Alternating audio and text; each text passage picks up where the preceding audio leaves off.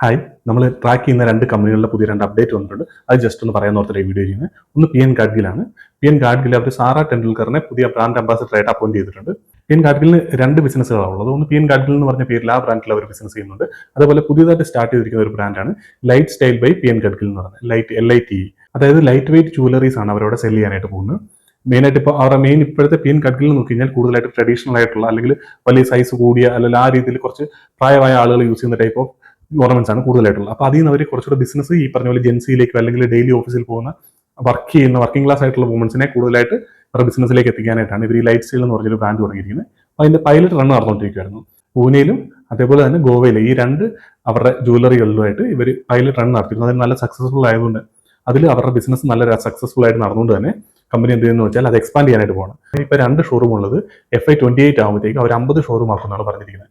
50 showroom FY28 എന്ന് പറഞ്ഞാൽ 2026 2027 28 മാർച്ചാണല്ലോ FY28 വരുന്നത്.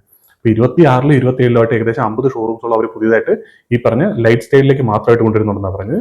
അതേപോലെ തന്നെ ഇപ്പോൾ PN ഗാഡ്ഗിൽ നമ്മൾ 2025 അതായത് കഴിഞ്ഞ ഫിനാൻഷ്യൽ ഇയർ തീരുന്ന സമയത്ത് മാർച്ചിൽ നോക്കിയാൽ അവർക്ക് 53 ഷോറൂംസ് ആയിരുന്നു ഉണ്ടായിരുന്നത്.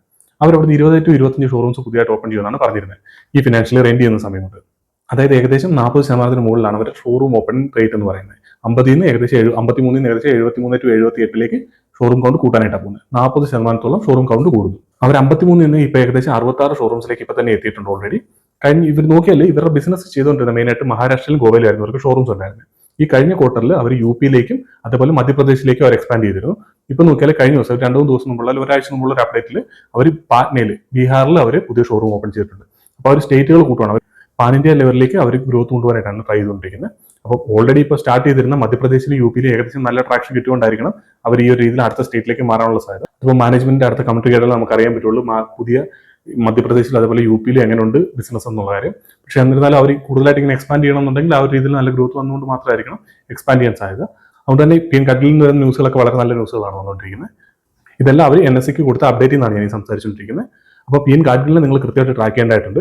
ഇതിനകത്ത് ഈ ഷോറൂം കൗണ്ട് എങ്ങനെയാണ് ഇമ്പോർട്ടന്റ് ആവുന്നത് വെച്ചാൽ ഇപ്പോൾ കമ്പനി 53 നിന്ന് 73 78 അതായത് 25 ഷോറൂം ഓപ്പൺ ചെയ്യുന്ന ഞാൻ പറഞ്ഞില്ല 40% ഗ്രോത്ത് വരും എന്നുള്ള കാര്യം. ഈ റീറ്റെയിൽ ബിസിനസ്സുകൾ എങ്ങനെ റൺ ചെയ്യുന്നത് മനസ്സിലാക്കി നമുക്ക് അതിന്റെ കൃത്യമായിട്ട് ഈ ഷോറൂം ഓപ്പണിംഗിന്റെ ഇമ്പോർട്ടൻസ് മനസ്സിലാക്കി കിട്ടും. അതായത് ഇവർക്ക് മെയിൻ ആയിട്ട് ബിസിനസ് റവന്യൂ വരുന്നതെന്ന് വെച്ചാൽ ഒന്നെങ്കിൽ വോളിയം ഗ്രോത്ത് അല്ലെങ്കിൽ വാല്യൂ ഗ്രോത്ത്. വോളിയം ഗ്രോത്ത് എന്ന് പറഞ്ഞാൽ നമ്മളാണെങ്കിലും ഏതൊരു സാധനങ്ങളും പർച്ചേസ് ചെയ്യുകയാണെങ്കിൽ ആ സാധനങ്ങളുടെ വിൽക്കുന്ന സാധനത്തിന്റെ എണ്ണം കൂടണം, അതല്ലെങ്കിൽ അവർ വിൽക്കുന്ന പ്രൈസ് കൂടണം. ഈ രണ്ട് രീതിയിലാണ് ഇവർക്ക് റവന്യൂ കൂട്ടാനായിട്ട് വരുന്നത്. അപ്പോൾ ഇവിടെ വിൽക്കുന്ന സാധനത്തിന്റെ പ്രൈസ് എന്ന് പറഞ്ഞാൽ സ്വർണ്ണത്തിന്റെ പ്രൈസ് ആണ്, അവരുടെ കൺട്രോളിലുള്ള കാര്യമല്ല. അവിടെ അവർക്ക് ചേഞ്ച് ചെയ്യാൻ പറ്റുന്ന ഒരു കാര്യം എന്ന് വെച്ചാൽ ഇവരുടെ പണിക്കൂലി. ആ പണിക്കൂലിയിൽ അവർക്ക് ചേഞ്ച് വ്യത്യാസങ്ങൾ വരുത്താം. ആ രീതിയിൽ അവർക്ക് പക്ഷെ അതിന് കോമ്പറ്റീഷൻ അത്ര നിൽക്കുന്നതുകൊണ്ട് തന്നെ ആ രീതിയിലുള്ള ഗ്രോത്ത് വരാനുള്ള സാധ്യത ജ്വല്ലറി സ്പേസിൽ കുറവാണ്. സെയിം ലെവലിൽ ഇവർക്ക് വോളിയം ഗ്രോത്ത് ആണ് ഇവർക്ക് മെയിൻ ആയിട്ട് വരുന്നത്.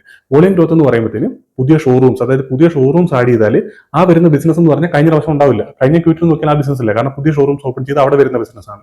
സോ ഇത് ഡയറക്റ്റ് ആയിട്ട് ഇവരുടെ റവന്യൂവിനെ ഗ്രോ ചെയ്യാനായിട്ട് ഹെൽപ്പ് ചെയ്യുന്ന ഒരു ഫാക്ടറാണ്. അപ്പം 40% ഷോറൂം ഗ്രോത്ത് വരിക എന്ന് പറഞ്ഞാൽ 40% ഗ്രോത്തിനുള്ള പൊട്ടൻഷ്യൽ അവിടെ വരിക എന്നുള്ളതാണ്. പക്ഷേ ഈ 40 ഷോറൂംസും ഫിനാൻഷ്യൽ ഇയറിന്റെ തുടക്കത്തിൽ തന്നെ വരുന്നില്ലാത്തതുകൊണ്ട് തന്നെ നമുക്ക് ഒരു ഫിനാൻഷ്യൽ ഇയറിൽ 40% ഷോറൂം കൂടിയാൽ 40% തന്നെ ഗ്രോത്ത് വരും എന്ന് പറയാൻ പറ്റില്ല. പക്ഷെ എന്നാലും ഒരു 30% ഗ്രോത്ത് നമുക്ക് എക്സ്പെക്ട് ചെയ്യാനായിട്ട് വരും. കാരണം അവർ ആദ്യം തൊട്ട് അവസാനം വരെയായിട്ട് ആ ഫിനാൻഷ്യലിന്റെ തുടക്കം തൊട്ട് എൻഡ് വരെയായിട്ടാണല്ലോ ഈ ഷോറൂം ഓപ്പൺ ചെയ്യുന്നത്. ഒരു 30% നമുക്ക് ആ ഒരു രീതിയിൽ ഗ്രോത്ത് പ്രതീക്ഷിക്കാം. അതിപ്പോൾ നമ്മുടെ ഇവരുടെ റിസൾട്ട് കണ്ടാലും മനസ്സിലാവും. എല്ലാ ക്വാർട്ടറിലും 30% അവർക്ക് ഗ്രോത്ത് വരുന്നുണ്ട്. അതിന്റെ കൂടെ ഇപ്പം അവർക്ക് SSST ഒക്കെ ഫ്ലാറ്റ് ആണ്. SSST എന്ന് പറഞ്ഞാൽ ഒരു വർഷത്തിൽ കൂടുതലായിട്ടുള്ള ഷോറൂമിൽ നിന്ന് വരുന്ന പുതിയ റവന്യൂ, അതിന്റെ റവന്യൂ ഗ്രോത്ത് അത് ഇപ്പോൾ ഫ്ലാറ്റ് ആയിരുന്നു. അപ്പോൾ അതുകൊണ്ട് തന്നെ കഴിഞ്ഞ പ്രാവശ്യം അവർക്ക് ബുള്ളിയന്റെ സെയിൽസ്, അതായത് B2B സെയിൽസ് ഉണ്ടായിരുന്നു. സോ അതോടെ മാറി ഇപ്പോൾ അടുത്ത ക്വാർട്ടർ അതും വരില്ല. അതുകൊണ്ട് തന്നെ നമുക്ക് ഒരുപക്ഷെ ചെറിയ രീതിയിൽ SSST ഒരു ഗ്രോത്ത് കാണിക്കാനുള്ള സാധ്യതയുണ്ട്. സോ ആ രീതിയിൽ ഗ്രോത്ത് വന്നാൽ തന്നെ ഇവർ 30-35% ഗ്രോ ചെയ്യാനുള്ള സാധ്യതയുണ്ട്. ഞാൻ നേരത്തെയും പറഞ്ഞിരുന്നു ഇവർ കല്യാണം ഇപ്പോൾ ബീറ്റ് ചെയ്യാൻ തുടങ്ങും. ആ സമയം തൊട്ട് ഇവരുടെ സ്റ്റോക്കിന് റീറൈറ്റിംഗിനുള്ള പൊട്ടൻഷ്യൽ വളരെ കൂടുതലാണ്. ഇപ്പൊ തന്നെ അവർ കല്യാണൊപ്പം തന്നെയാണ് പെർഫോം ചെയ്തുകൊണ്ടിരിക്കുന്നത്. അതേപോലെ ഈ ലൈറ്റ് സ്റ്റൈലിൽ ഇപ്പോൾ അവർ വരാൻ പോകുന്നത് 14 അല്ലെങ്കിൽ 18 22 ക്യാരറ്റ് ഗോൾഡുകളാണ് കൂടുതലായിട്ട് സെല് ചെയ്യാൻ പോകുന്നത്. അതുകൊണ്ട് തന്നെ ഇവർക്ക് ഇതിനകത്ത് മാർജിൻസ് കുറച്ച് കൂടുതലാണ്. പിന്നെ അതുതന്നെയല്ല ഇവരുടെ പണിക്കൂലി കാര്യങ്ങളൊക്കെ കുറച്ചുകൂടെ കൂടുതൽ കിട്ടാൻ സാധ്യതയുണ്ട്. അതുകൊണ്ട് മൊത്തത്തിൽ കമ്പനിയുടെ മാർജിൻസ് ഇംപ്രൂവ് ചെയ്യാൻ സാധ്യതയുണ്ട്. അത് മെയിനായിട്ട് ശ്രദ്ധിക്കുന്നത് വെച്ചാൽ ഇതിനകത്ത് ഇപ്പോൾ റവന്യൂ പെട്ടെന്ന് തന്നെ വരാൻ സാധ്യതയുണ്ട്. ഇപ്പോൾ ഷോറൂംസ് ഓപ്പൺ ചെയ്യുന്നതോടുകൂടി റവന്യൂ വരും. പക്ഷേ പ്രോഫിറ്റബിൾ ആകാനായിട്ട് കുറച്ച് സമയം, ബ്രേക്ക് വരാനായിട്ട് കുറച്ച് സമയം എടുക്കാൻ സാധ്യതയുണ്ട്. സോ അത് നമ്മൾ മനസ്സിലാക്കേണ്ടതായിട്ടുണ്ട്. അല്ല ഇമ്മീഡിയറ്റ് ആയിട്ട് ഷോറൂം ഓപ്പൺ ചെയ്ത് തന്നാൽ തന്നെ അത് പ്രോഫിറ്റിലാവില്ല. അത് നമ്മുടെ മനസ്സിലിരിക്കേണ്ടതായിട്ടുണ്ട്. ഈ അപ്ഡേറ്റ് ആണ് നമുക്ക് PN ഗാഡ്ഗിലിനെ പറയാനായിട്ടുള്ളത്. പിന്നെയുള്ളത് ടൈമെക്സിന്റെ അപ്ഡേറ്റ് ആണ്. ടൈമെക്സിന് ഇങ്ങനത്തെ ഒരു അപ്ഡേറ്റ് അല്ല. ടൈമെക്സിന്റെ പ്രൊമോട്ടർ ഞാനിപ്പോൾ കഴിഞ്ഞ ഞായറാഴ്ച വീഡിയോ ചെയ്ത സമയത്തെ പറഞ്ഞിരുന്നു ടൈമെക്സിൽ പ്രൊമോട്ടർ സെല്ലിംഗ് വരുന്നുണ്ടെന്നുള്ള കാര്യം. മാനേജ്മെന്റ് ഏകദേശം 8 to 9% അവരുടെ ഹോൾഡിംഗ് സെല്ല് ചെയ്തിട്ടുണ്ട്. അത് പക്ഷേ അവർക്ക് ഓൾറെഡി 59% ഹോൾഡിംഗ് ഉണ്ടായിരുന്നു. അതിൽ നിന്നാണ് അവർ 8% കുറച്ചത്. അത് സ്റ്റോക്കിനെ ഫണ്ടമെന്റലി അഫക്ട് ചെയ്യുന്ന ഒരു കാര്യമൊന്നുമല്ല. മാനേജ്മെന്റ് എന്തായാലും അവർക്ക് ക്യാഷിന് ആവശ്യം വരുമ്പോൾ നമ്മളാണല്ലോ ഇൻവെസ്റ്റ് ചെയ്തേക്കുന്ന പൈസ നമുക്കൊരു ആവശ്യം വന്നാൽ നമ്മൾ സെല്ല് ചെയ്യുന്നിരിക്കും. സോ ആ ഒരു രീതിയിൽ കാണേണ്ട ആവശ്യമുള്ളതിന്, അതല്ലാതെ തന്നെ അത്രയും എമൗണ്ട് ഒന്നും അവർ സെല്ല് ചെയ്തിട്ടില്ല. അവർ ഏകദേശം 8-9% സെല്ല് ചെയ്തിട്ടുള്ളൂ. ഇപ്പോഴും അവർക്ക് 50% മുകളിൽ അവരുടെ കയ്യിൽ തന്നെ ഹോൾഡിംഗ് ഉണ്ട്. ആ സ്റ്റോക്കിന്റെ ചാർട്ട് നോക്കിയാൽ നിങ്ങൾക്ക് മനസ്സിലാവും. ഇപ്പോൾ തിങ്കളാഴ്ച നോക്കി കഴിഞ്ഞാൽ ഏകദേശം 8% താഴെ ഓപ്പൺ ചെയ്ത സ്റ്റോക്ക് 10% താഴേക്ക് പോയിരുന്നു. അവിടുന്ന് ഇപ്പം നോക്കിയാൽ ഇപ്പോൾ 2 ദിവസം കൊണ്ട് നോക്കിയാൽ തിങ്കൾ ചൊവ്വ അവർ സെല്ല് ചെയ്തിരുന്നു. ഇപ്പോൾ ബുധനാഴ്ച ഇപ്പം നോക്കി കഴിഞ്ഞാൽ സ്റ്റോക്ക് ഏകദേശം എവിടെയായിരുന്നു അതിന് മുമ്പോട്ടായിരുന്നു, വെള്ളിയാഴ്ച ഉണ്ടായിരുന്നു, ആ ഒരു ലെവലിലേക്കൊക്കെ തന്നെ തിരിച്ചെത്തിയിട്ടുണ്ട്. ഒരുപക്ഷെ ഇവിടുന്ന് ഇനിയിപ്പോൾ താഴേക്ക് പോയേക്കാം. അതൊന്നും നമ്മളെ അഫക്ട് ചെയ്യുന്ന ഒരു ഫാക്ടർ. ഈ ഷോർട്ട് ടൈമിൽ വരുന്ന വോളറ്റിലിറ്റി ഒന്നും നമ്മളെ അഫക്ട് ചെയ്യാനായിട്ട് പാടില്ല. നമ്മൾ കമ്പനിയുടെ പൊട്ടൻഷ്യൽ നോക്കിയാണ് ഇൻവെസ്റ്റ് ചെയ്യുന്നതെങ്കിൽ അതിൽ തന്നെ കോൺസെൻട്രേറ്റ് ചെയ്ത് നിൽക്കുക. അല്ലെങ്കിൽ പ്രൊമോട്ടറുമായി മേടിക്കുന്നുണ്ടോ, FIS, DIS ഒക്കെ മേടിക്കുന്നുണ്ടോ, അവർ സെല്ല് ചെയ്യുന്നുണ്ടോ, ഇതൊക്കെ നമ്മൾ നോക്കേണ്ടതാണ്. നമ്മൾ ഈ ബിസിനസ്സിൽ കോൺസെൻട്രേറ്റ് ചെയ്യാതെ അതിന്റെ പുറകെ പോകാനായിട്ട് സാധ്യതയുണ്ട്. ഞാൻ അതൊന്നും നോക്കാറില്ല.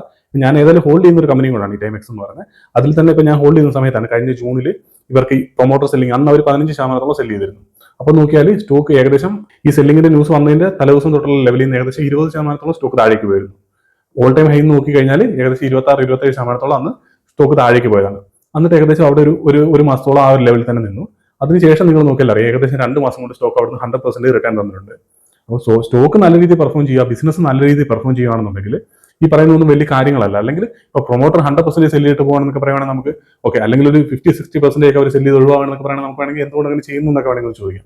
പക്ഷേ ഈ ഒരു 5%, 10% എന്നൊക്കെ പറയുന്നത് സ്വാഭാവികമായിട്ട് അവർക്ക് സെല്ല് ചെയ്യേണ്ട പല ആവശ്യമുണ്ടാകും. അതിപ്പോൾ മാനേജ്മെന്റ് നമ്മോട് പറഞ്ഞാലേ നമുക്കത് മനസ്സിലാക്കാനായിട്ട് പറ്റുള്ളൂ. ടൈമെക്സിന്റെ മാനേജ്മെന്റ് എല്ലാ റിസൾട്ട് കഴിയുമ്പോൾ അങ്ങനെയൊന്നും സംസാരിക്കാറില്ല. അതുകൊണ്ട് തന്നെ നമുക്ക് അവരുടെ PPT-ലോ എവിടെയെങ്കിലും ആയിട്ട് പറഞ്ഞാൽ നമുക്ക് എന്തിനു വേണ്ടി സെല്ല് ചെയ്യുന്നുള്ള കാര്യം മനസ്സിലാവുള്ളൂ. പക്ഷേ മിക്കവാറും അവരുടെ പേഴ്സണൽ എന്തെങ്കിലും ആവശ്യങ്ങൾക്കായിരിക്കും. പക്ഷെ നമ്മൾ അതിനെപ്പറ്റി കൂടുതലായിട്ട് പറയേണ്ട ആവശ്യമില്ല. ആ സ്റ്റോക്കുകൾ അവർ സെല്ല് ചെയ്തിരുന്നത് ഏകദേശം 277 രൂപയ്ക്കാണ് ഇപ്പോൾ അവരുടെ പ്രൊമോട്ടർ ഹോൾഡിംഗ് അവർ സെല്ല് ചെയ്തിരിക്കുന്നത്. പക്ഷേ സ്റ്റോക്ക് ഏകദേശം 350 രൂപ വരെ പോരുന്ന സ്റ്റോക്ക് ഇപ്പോഴും 300 മുകളിലോ മറ്റോ ആണെന്ന് തോന്നുന്നു. ഇപ്പം ട്രേഡ് ചെയ്തുകൊണ്ടിരിക്കുന്നത് ഇപ്പോഴും 300 മുകളിലാണ്. പ്രൊമോട്ടേഴ്സ് ഇങ്ങനെ സെല്ല് ചെയ്യുമ്പോൾ ആരാണ് ബൈ ചെയ്യാനുള്ളത്? സ്റ്റോക്കിൽ ഇത് ആരെങ്കിലും ബൈ ചെയ്യാൻ വരണമെന്നുണ്ടെങ്കിൽ സ്റ്റോക്കിന് ഡിമാൻഡ് ഉണ്ടെങ്കിൽ ആൾക്കാർ ബൈ ചെയ്യാനായിട്ട് വരുള്ളൂ.